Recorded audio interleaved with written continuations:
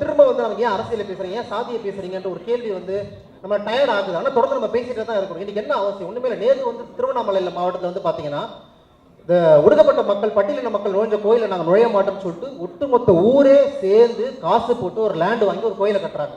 அது இன்னைக்கு நடக்குது. இப்போ அதை படைப்புல நம்ம கொண்டு வரும்பொழுது எப்படி கொண்டு வராமல் இருக்க முடியும்? நம்ம சொல்லுங்க.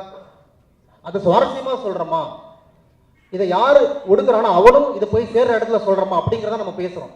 ஸோ திரும்ப நீங்க வந்து ஏன்டா சாதியை பேசுங்கன்ற கேள்வி வந்து சாதியை பார்க்கறவனை நோக்கி தான் நம்ம கேட்கணும். ஆக்சுவலா அவ்வளோ கான்சியஸா காசை போட்டு ஒரு லேண்டு வாங்கி இந்த மக்கள் இந்த கோயில்களை வந்துட்டாங்க, நாங்கள் நுழைய மாட்டோன்ற ஒரு இடம் இருக்குதுல்ல, இன்னைக்கு சமகாலத்தில் நடக்குது.